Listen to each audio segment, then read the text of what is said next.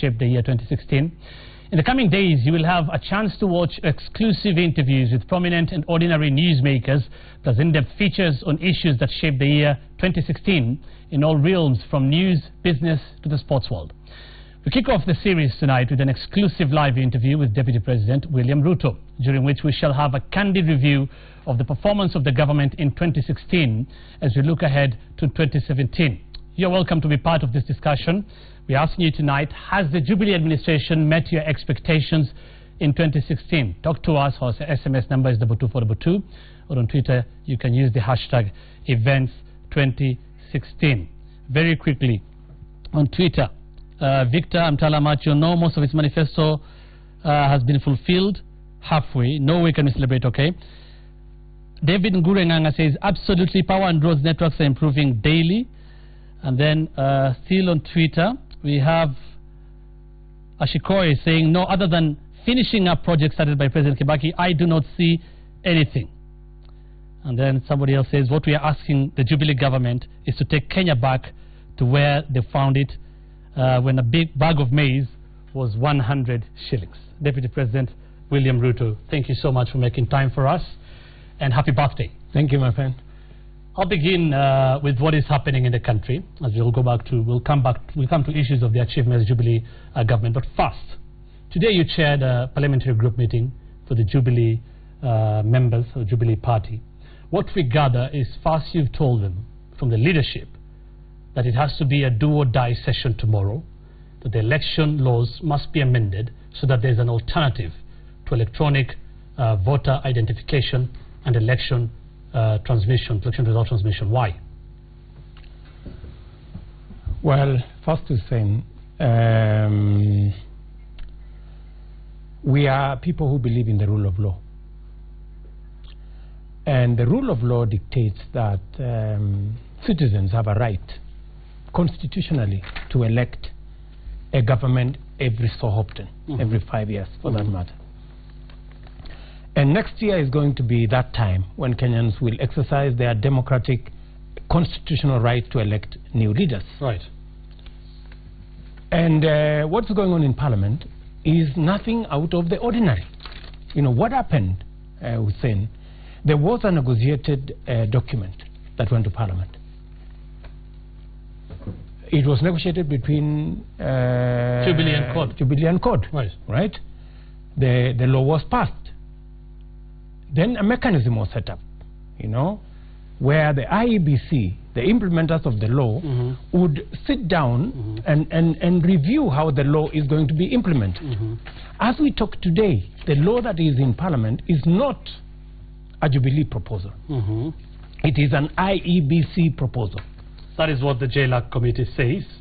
It is an IEBC. The IEBC have looked at the law and they have said, good people, if you want us to run the election next year, right, you cannot predicate the right, constitutional right of a Kenyan to vote. A Kenyan waking up at 4 a.m. to go and queue, you cannot tell them when they arrive that because technology has failed or because we don't have network, you are going to be disenfranchised, and you are not going to vote. First and foremost, let me just explain. IEBC, we get this from the Justice and Legal Affairs Committee of Parliament, that said it is IEBC that gave them these proposals. The Justice and Legal Affairs Committee, because of what happened in Parliament yesterday, was not able to bring the Hansard or evidence of the report because some committee members said they did not endorse such a report. And number two, you started very well by saying this was a negotiated document from CORD and Jubilee. The least the CORD members you had were asking yesterday in Parliament, if you're going to bring any amendments, because amendments were brought earlier and they were stopped. And from the leadership of Jubilee and from the leadership of CORD, it was do not change anything, and that you agree, do not change anything, let everything go the way it was agreed upon. Why would you change that now? Why does it have to be done on the floor of the House? The least they're asking, if this was a negotiated document, why can't you go back to negotiations? My friend, the law was negotiated, right? The law was passed. The president assented to it. Once the law has passed, it becomes the property of the institution that is supposed to run on the basis of that law. Right. IEBC have come back, and you know, anybody telling us that they haven't seen what IEBC, I wish I knew you'd ask such a question. We have a letter complete with addendum from IEBC to who? To Parliament, saying to Justice and Legal Affairs Committee or to Jubilee? No, to Parliament. Why does it have to come to Jubilee? Because, Honorable Deputy President, yes. Because it seems now, even when you were talking today in Parliament, what happened yesterday, Honorable Duale calling a press briefing a few days before this came to light, Jubilee talked about this. Where was IEBC when all this was happening? IEBC, for instance, has had 5 years in this country, knowing very well the elections coming, 4.5 years or something, elections coming in August 2018. Why raise this now? My friend, there is nothing out of the ordinary in amending laws that have been passed. There is nothing. In fact, there are so many amendments sitting in Parliament that are not allowed to pass. of laws that have been passed, that when it went to the institution that is charged with implementing it, they have seen gaps in the implementation. So let me put this straight. What is happening in Parliament is the IEBC are saying, if you want to implement this law, there are 3 things. Number 1, our mobile operators have said there are areas that don't have network. Number 1. What are you going to tell Kenyans in Marsabit or Makueni or any other part of Kenya that have no network, that they are not going to vote? That is number 1. Right? Number 2, they have said that there is a possibility, and these are gadgets that are made by human beings. Right. And let me give you an example. Even in the recent US elections, my friend Hussein, the reports of hacking in Utah, for example, technology failed. They had to revert to a manual process. It would be foolish, if I may use that word, for us to go to an election that says if technology fails, there is no election. We wouldn't be... Without a backup, isn't it? Okay, you know, so that we move away from this. All we are saying is we are going to run this election on the basis of technology. All right. But we are going to provide that in the event that an area does not have network or technology fails, I mean, the mechanism will roll in. So that we move forward from away from this. Just using the same word. Just using the same word with all due respect. And the proposals on this law are coming from IEBC. Fair enough. And to any reasonable person, what they are saying doesn't look like it is rocket science. Fine. It is straightforward. Fine, so that we move forward from this. If I may use the same word you've used, and with all due respect to all the MPs that sat in that negotiated document, was it foolish for them to pass this and not have an alternative? When they were doing these negotiations for a month, there's a reason why they passed this without an alternative for a manual system. Let me tell you. It is said, it is only a fool who doesn't change his mind. Right? If you do something today, and with the benefit of hindsight, tomorrow, you look at it again and say, then this needs to be corrected. It doesn't mean you're stupid. Fine. It means you're intelligent. You've looked at it again, and you have said there is a problem, and you need to close the gaps. Right. And that is why there are provisions for amending whatever laws you pass, because it is anticipated. Fair enough. So if you are intelligent, if they're intelligent, this is coming from intelligence background, you've said there could be a problem, let us amend this. All these were made out of a negotiated document. When people wanted MPs to bring amendments, there was a cry that nothing will be changed, let it go as it is. And if you have any problem, even before we get to the amendments, if you have any problem, channel them to this negotiating team. If it was a negotiated document, why don't you still have the goodwill to go back, Your Excellency, and negotiate about this? Why can't you just sit and talk about it? Let me tell you. Because some are saying, some in court are saying, some MPs were saying, Jubilee could be onto something good, or IBC could be onto something good. We agree. But it's the manner in which this thing is being brought. But you see, because you had agreed on this matter. That is neither here nor there, my friend. Let us look at the principle. And even what you're saying now, what happened in Parliament yesterday, right? It doesn't matter how much you disagree with me or the next person. You cannot do what happened yesterday in Parliament. You cannot stop the proceedings of an independent democratic institution using chaos and violence. It is unacceptable, right? So even as a matter of principle, what happened yesterday in a democracy is unacceptable.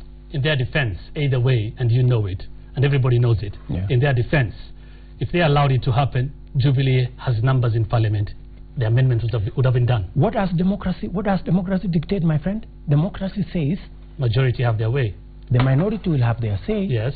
The majority will have their way. Democracy. That is democracy. Okay, we're moving away from it. But democracy still applied when they negotiated, isn't it? Are we saying we are going to substitute democracy for chaos and anarchy merely because you have the numbers, I don't have the numbers, and I don't have the argument to persuade the people with the numbers to be able to move forward? You use chaos. So that is unacceptable. Why did majority have their say when you're negotiating? Why did you decide to have 7-7 and have a negotiating team? I mean, that was an agreement. That was an agreement then. But now we are running a parliament. This is coming from the same agreement. A parliament who's saying, you know, we have to be very thoroughly clear. Because when the chips are down, what does the people on the other side say? Okay. I have heard them say, for example, on matters to do with EACC, on matters to do with independent institutions, they say, you are government, we are the opposition. So, and if you are government, you are more responsible than we are. If things go wrong, Hussein, next year in an election, the opposition will say, we failed as government. We are not ready to take this country to a dark hole. There is no other way. It has to be done in the floor of the House. It has to be done in the floor of the House. We have to amend the Constitution following the legal process, following the constitutional process, and we persuade our friends, if they have an argument, let them go to the floor of the House, let them argue their case, let us pass the laws, let us prepare the country for an election. Fair enough. We'll see what happens tomorrow. But whose fault is this at the end of the day? We all knew when Jubilee, started their term, when you started your term as the Deputy President, that on August 8th, 2017, we'll have an election. We all knew that we wanted to go the electronic way. How is it that 8 months to the election, IEBC, as it is being said, IEBC now says, guys, there's a problem?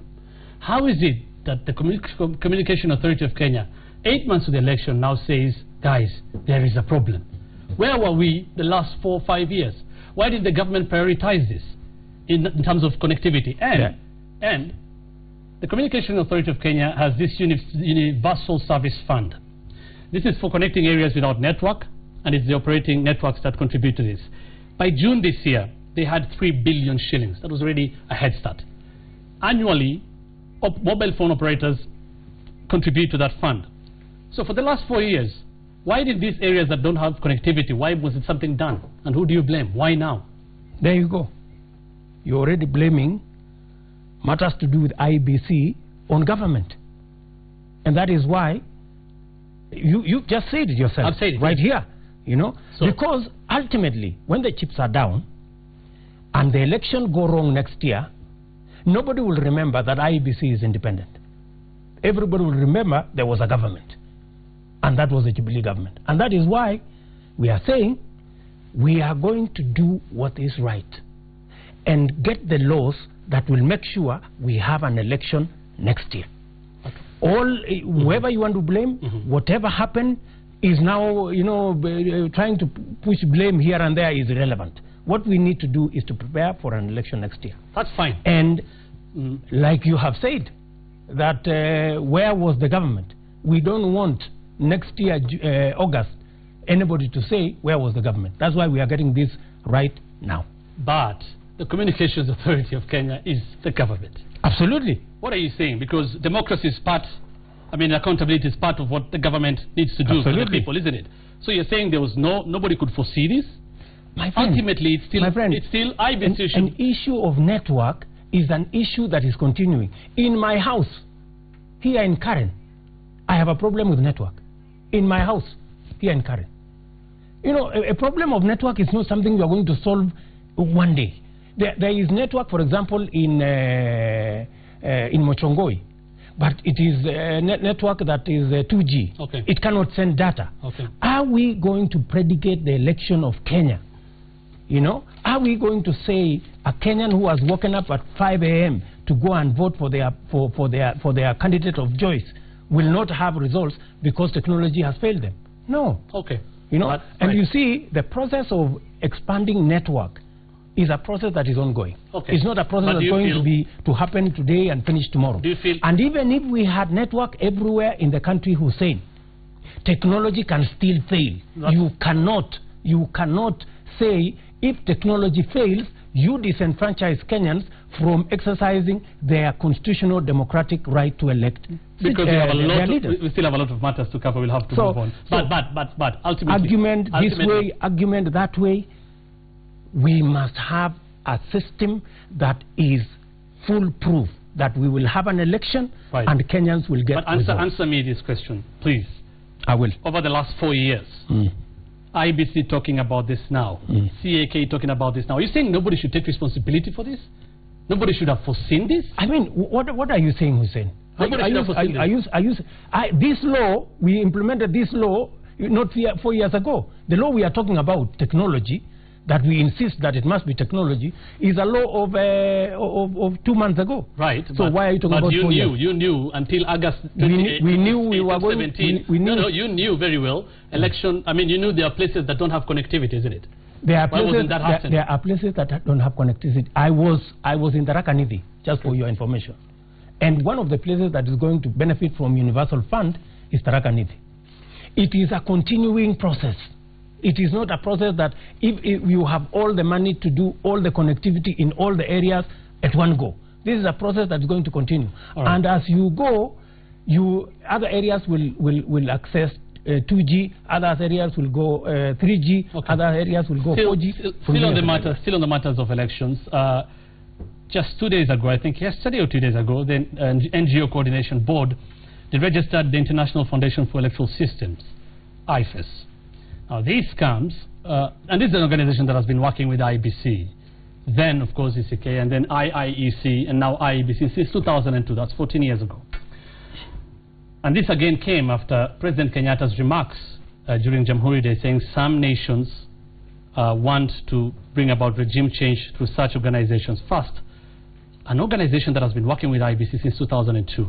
How is it that now the government has realized it was not even registered and now moved to deregister it? What is the problem?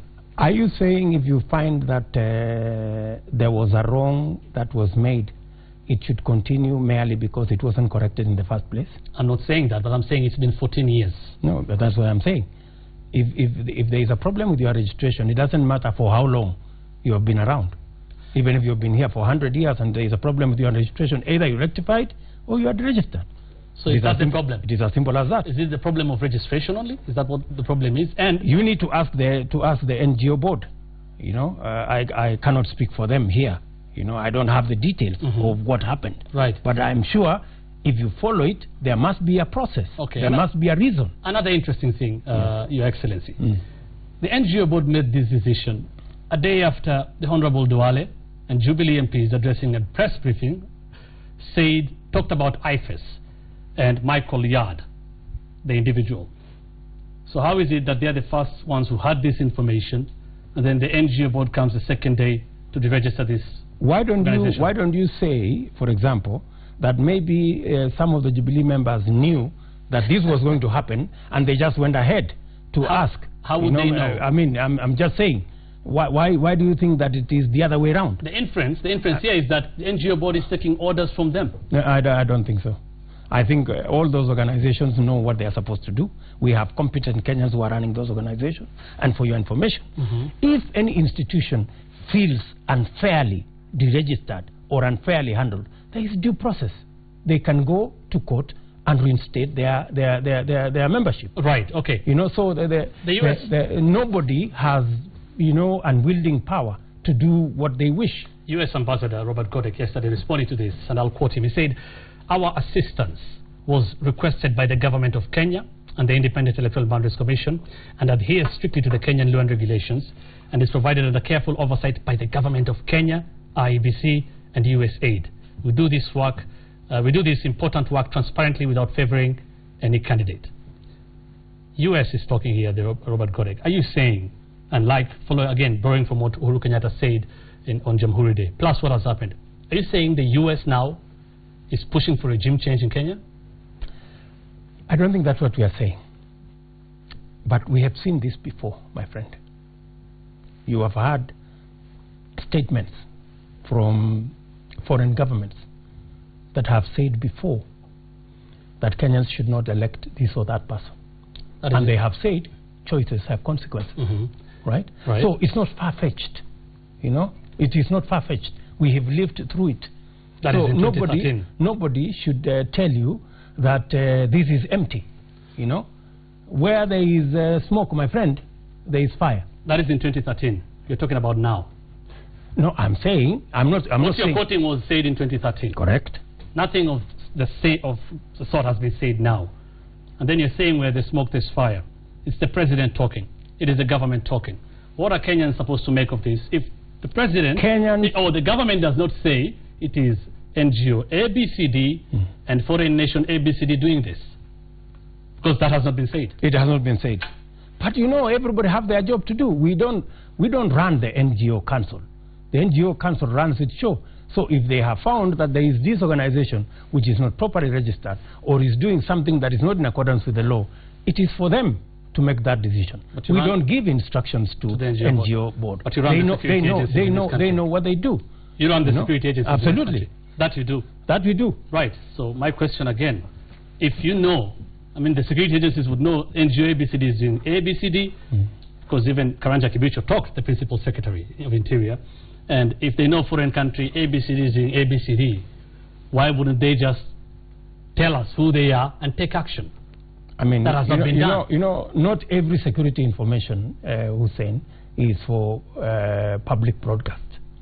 You know, some security information is for the limited use of those in charge. You do not expect us to publish all security information or all security steps we are making. Okay. We wouldn't be running a security system. Okay. Maybe then we would be running maybe a security guard system. These ones of, you know, and that's not what we do. Right. Does the government have a problem with civic education? We have absolutely no problem with civic education. Absolutely none. We believe every Kenyan should know who, why, how they are voting for. Okay. That is spot on. Does the government know, whether you'll tell us, I mean, which country or not, that there are countries? Do you know that there are countries, foreign countries, that are pushing for regime change in Kenya? My friend, quoted 2013, I'm saying now.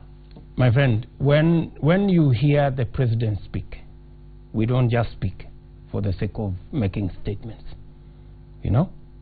When we said in 2013 there were issues, people thought we were trying to protect ourselves. You know, it came out.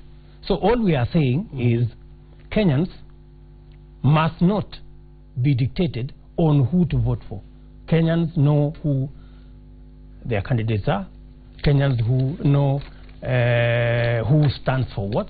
And Kenyans will vote their conscience and they will elect their leaders. All we don't want is people coming from outside the country to tell Kenyans, unless you do this, unless you do that, unless you vote for so-and-so, unless... Finally. That's what we are saying is unconstitutional. Finally on that matter, because you're talking about foreign funding, and this funding you're saying is suspect. The question is, where and at what instance do you choose which funding is right and which one is not?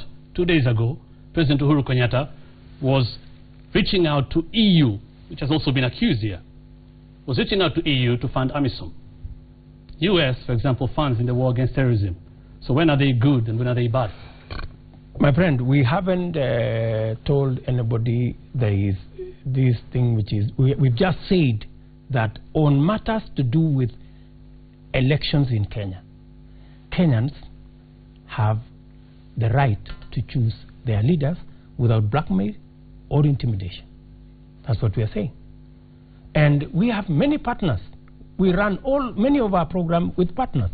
We work with international agencies. We have development partners. We implement our programs with many of these partners. We have absolutely no issue with working with partners. We have issues when it goes beyond what the Constitution provides for. But the Constitution does not say foreigners will dictate to Kenyans who to vote for. Okay, we'll move away from that, but you're still not telling us who said that and which NGOs these are. That we are still not getting. Now, I'll read this tweet from Jeff Kims, who says, let Ruto answer Tabitha. I think it's Tabitha who wrote this either on Facebook or Twitter. She says, yes, the doctors are on strike. My cousin who I took to hospital has bid us goodbye. She's a statistic in the 2016 doctor strike. My dear government cares not. It's just another life lost, leaving behind orphans. For our leaders, life continues normally. Our pain will never be their pain. R.I.P. dear cousin. This just shows it's one of the many, she is just one of the many people suffering now because of a doctor strike that has gone on for almost 3 weeks. And nothing is being done. And sadly, midnight tonight, private hospitals could join in. Has the government, is the government unable to solve this problem? First to say, when you say nothing has been done, I think that is really unfair, because so many people, from governors to the ministry officials, have burned the midnight oil. They have spent countless hours on meetings, in boardrooms, in meeting halls, to try and sort out this problem, right? And 80%, maybe 85% of all the doctors are now the responsibility of county government, right? And the governors, from where I sit, have been at it. You know, half of the problem has already been solved. The issue to do with nurses. Nurses are back to work. What is remaining is the issues about doctors. And what has the government done? For your information, the Sarah Serem exercise that has gone out of its way to benchmark and assess evaluate the job evaluation exercise that has been going on, have actually placed doctors way above many other institutions, right? What the doctors are asking for already is catered for to a good extent under the SRC, job evaluation exercise. And what the doctors did is jump the gun and say, we are going to down our tools unless this happens. Okay. A lot of negotiations is going on. We cannot, unless we today say we recruit new doctors, unless that's the exercise that is left. Okay. But negotiations are going on. Governors are doing their best with the support of the Ministry of Health. The people on the other side are Kenyans. Okay. I mean, when you are talking to me like this, Hussein, I hope the doctors are also listening. That there are Kenyans who are actually dying. Right. Okay. And it is our responsibility as much as it is their responsibility. In any case, on this matter, Hussein, the law is on the governors and the government side. Okay. The strike has been declared illegal by the courts. I mean, surely, Hussein, let me ask you, would we still be arguing, me and you here, on a strike that has been declared illegal, and these doctors are still out and Kenyans are dying in hospitals? After what, Honorable Deputy President? After what is this strike being declared illegal? Number one, when you talk about SRC, when they did their evaluation and job gradings, it is actually after SRC released their results that doctors decided they are going on strike, because SRC did not meet what they were told will happen. That is number one. Doctors, on the other hand, and I agree they should also take responsibility, but they also say, just as the other Kenyans are suffering, they are also friends, family, their cousins, a brother to other Kenyans who are also accessing public hospitals. As much as you say the governors are handling this, governors are handling the bulk of this, governors also blame the national government, because all this stems from a CBA that was signed by Mark Bor, the then principal secretary. It was said after it will be amended, it will be effected. I mean, it was not effected. The doctors wait for the SRC. The findings came. It wasn't, it didn't, their promises were not met. they went to court. The court said you have 30 days to talk with the national government and county governments, 45 days to engage the SRC. Come back to us with an agreement. National government, if you're talking about following the courts, national government did not engage doctors then. This was a court direction. County governments did not. SRC did not. They called for a strike on the 14th of November. 21 days later, I think 20 days later, on 5th of Monday, December, when the strike was going to take place, 4th is when the government decided to talk to them. Does that show seriousness? And should the government be blamed for that? Doesn't all that you have said, Hussein, the court has said the doctors are on strike illegally. You know, it doesn't matter what you have said. All that you have said is fine. But the courts have said the doctors are on strike illegally. So, and you see, we have to choose as a country. Either we are going to be a country governed by laws, and it's not different from what's going on in Parliament. We have to decide. And every Kenyan must begin to internalize that we are either going to be a country of laws or we are going to run this country using anarchy. You know? So, bottom line, it really doesn't matter what the issues are. We must respect the law.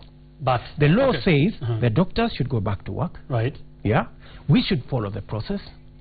That CBA, however signed by MacBor, will be made part of the negotiation and part of the consultations with the SRC. Okay. SRC, by the way, is a constitutional body. That's fine. You cannot rewrite the constitution using a CBA. Fine. It's not possible. So which court do we follow now?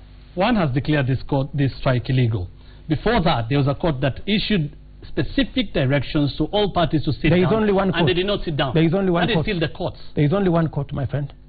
The same court that issued the initial directions. There is only one court in Kenya.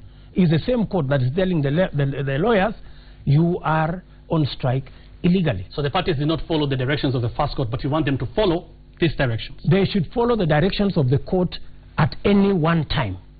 You know, the position as it is now is that the position stands. There should be consultations with the SRC. Okay. That is the constitutional body charged with wages and salaries of all public servants, irrespective of who they are.